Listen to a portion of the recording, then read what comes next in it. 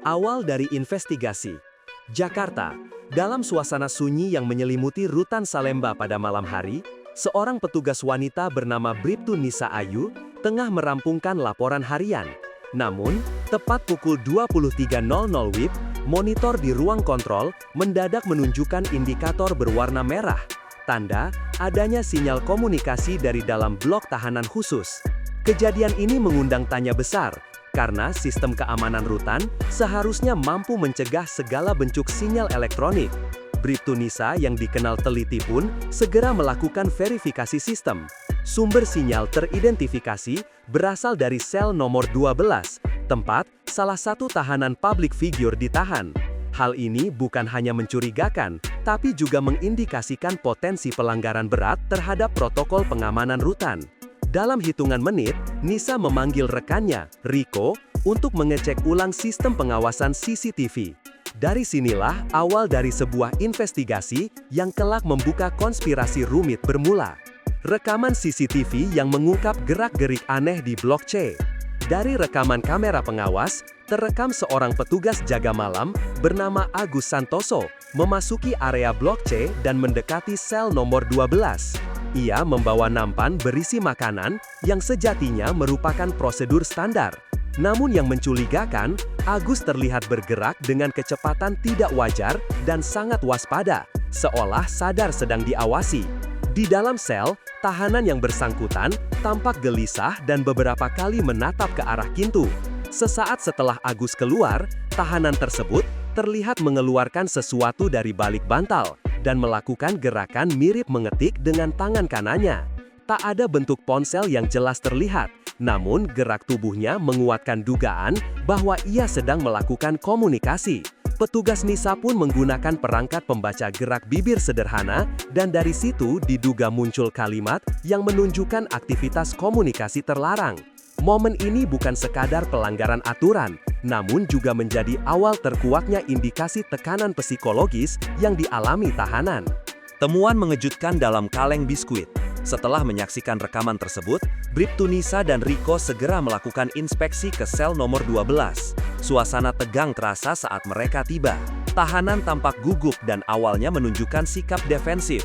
Namun sesuai prosedur, mereka tetap melakukan penggeledahan menyeluruh, dari kasur, bantal, hingga sandal tahanan.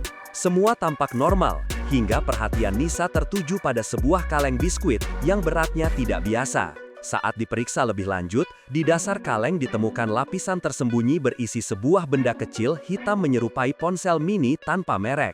Saat ditunjukkan, tahanan bersangkutan langsung tertunduk dan menyatakan benda tersebut bukan miliknya.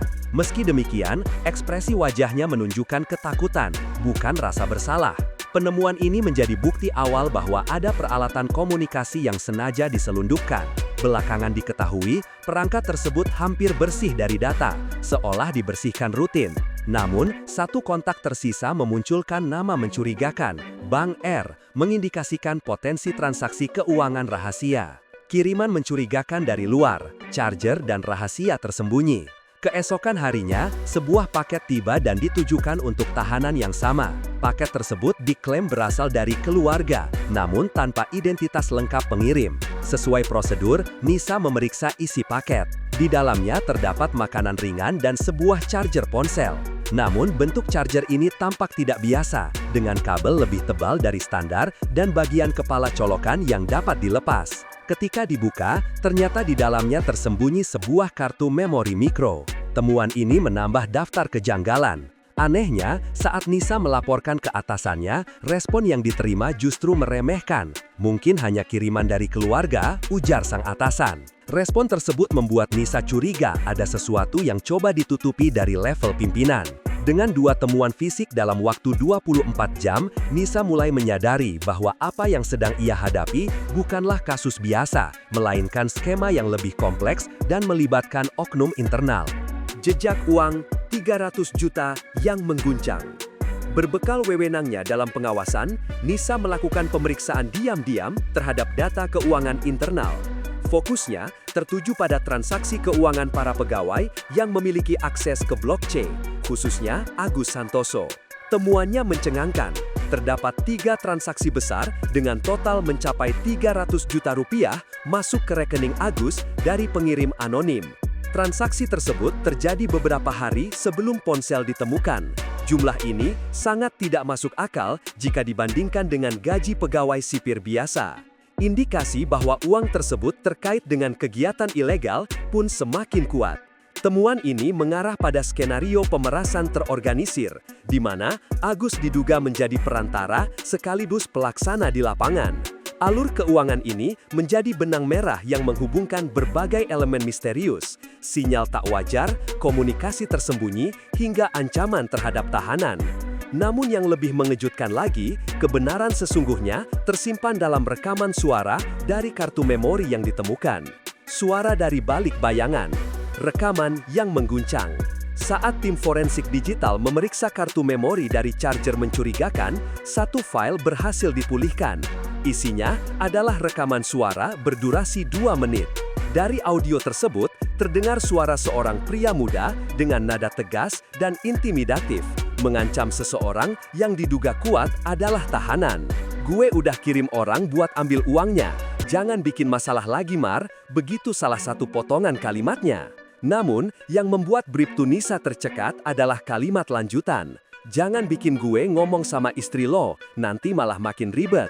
Kalimat ini tidak hanya menandakan adanya tekanan personal, tetapi juga membuka tabir keterkaitan antara urusan rutan dan kehidupan luar tahanan. Suara itu ternyata tidak asing bagi Nisa. Ia mengenali nada bicara sang pria dari berbagai tayangan infotainment nasional. Setelah dicocokkan, suara tersebut diyakini milik Rafli Zahran, mantan asisten pribadi dari seorang figur publik ternama. Fakta bahwa suara tersebut muncul dalam konteks intimidasi di dalam rutan memberi arah baru pada penyelidikan. Terutama ketika di bagian akhir rekaman, Rafli terdengar berbicara kepada orang lain. "Besok, kirim aja lewat orang Salemba itu. Si Agus jangan sampai bocor, nanti yang di atas marah." Kalimat ini menunjukkan bahwa Rafli bukanlah otak utama. Ada sosok lain yang disebut sebagai yang di atas. Jejak uang 300 juta yang mengguncang. Berbekal wewenangnya dalam pengawasan, Nisa melakukan pemeriksaan diam-diam terhadap data keuangan internal. Fokusnya tertuju pada transaksi keuangan para pegawai yang memiliki akses ke blockchain, khususnya Agus Santoso. Temuannya mencengangkan, terdapat 3 transaksi besar dengan total mencapai 300 juta masuk ke rekening Agus dari pengirim anonim. Transaksi tersebut terjadi beberapa hari sebelum ponsel ditemukan. Jumlah ini sangat tidak masuk akal jika dibandingkan dengan gaji pegawai sipir biasa. Indikasi bahwa uang tersebut terkait dengan kegiatan ilegal pun semakin kuat. Temuan ini mengarah pada skenario pemerasan terorganisir, di mana Agus diduga menjadi perantara sekaligus pelaksana di lapangan. Alur keuangan ini menjadi benang merah yang menghubungkan berbagai elemen misterius, sinyal tak wajar, komunikasi tersembunyi, hingga ancaman terhadap tahanan. Namun yang lebih mengejutkan lagi, kebenaran sesungguhnya tersimpan dalam rekaman suara dari kartu memori yang ditemukan. Suara dari balik bayangan. Saat tim forensik digital memeriksa kartu memori dari charger mencurigakan, satu file berhasil dipulihkan. Isinya adalah rekaman suara berdurasi 2 menit.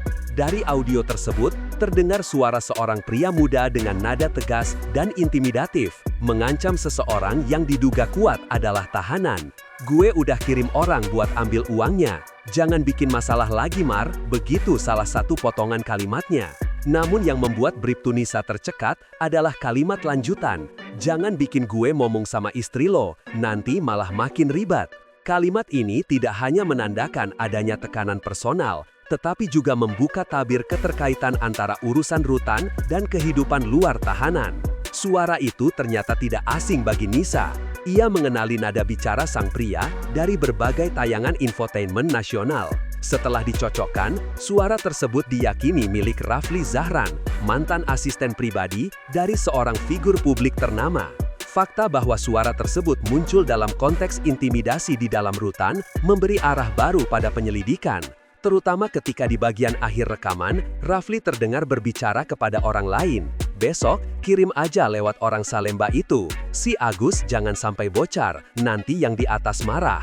Kalimat ini menunjukkan bahwa Rafli bukanlah otak utama. Ada sosok lain yang disebut sebagai yang di atas. Pengakuan tahanan saat semua topeng jatuh. Dalam kondisi listrik padam mendadak di Blok C yang diduga sabotase, suasana menjadi mencekam. Di tengah ketakutan dan tekanan, tahanan yang selama ini enggan berbicara, akhirnya memanggil Bribtu Nisa. Dalam percakapan rahasia di balik jeruji, dengan suara gemetar ia berkata, "Saya tahu siapa orang di atas Rafli." Nisa yang mendengar itu menahan napas. Ketika ditanya siapa, jawabannya mengejutkan. "Suami Iris Bella, Bu. Dia yang suruh jebak saya." Menurut pengakuan tersebut, Rafli pernah melakukan panggilan telepon langsung ke pria itu saat mereka masih di luar, membahas sesuatu yang disebutnya sebagai penutupan aib keluarga. Ini bukan lagi sekedar pemerasan biasa. Tahanan tersebut, yang dikenal publik sebagai aktor, meyakini bahwa dirinya menjadi korban skenario penjebakan terencana demi melindungi reputasi orang lain. Motif personal dan konflik internal keluarga menjadi bahan bakar utama skema ini. Pengakuan ini, jika benar, bisa menggeser arah penyelidikan secara menyeluruh. Kini, fokus tidak lagi pada kepemilikan ponsel di rutan, melainkan pada upaya sistematis menjadikan seseorang sebagai kambing hitam. Penutup, dari rutan ke ruang sidang, menuju pembongkaran total. Dengan kombinasi bukti rekaman CCTV, transfer dana mencurigakan, kartu memori yang berisi suara intimidatif, serta pengakuan dari tahanan, Bribtu Nisa Ayu menyerahkan semua data kepada pihak berwenang. Tim gabungan dari kepolisian dan lembaga terkait kini terlibat aktif dalam penyelidikan. Yang menarik, kini sorotan publik bukan lagi pada sang aktor sebagai pelaku pelanggaran, melainkan sebagai korban dari sistem yang manipulatif dan berlapis. Nama-nama yang sebelumnya berada di luar sorotan kini mulai muncul ke permukaan. Investigasi berkembang ke ranah hubungan personal, relasi bisnis, hingga dugaan penyalahgunaan kekuasaan. Yang menjadi pertanyaan, apakah kebenaran akan benar-benar terungkap, ataukah akan kembali terkubur oleh kekuatan yang mampu mengontrol narasi? Satu hal yang pasti, publik kini menunggu jawaban. Dan selama masih ada sosok seperti Bribtu Nisa yang berani melawan arus, harapan untuk membongkar tabir gelap ini belum sepenuhnya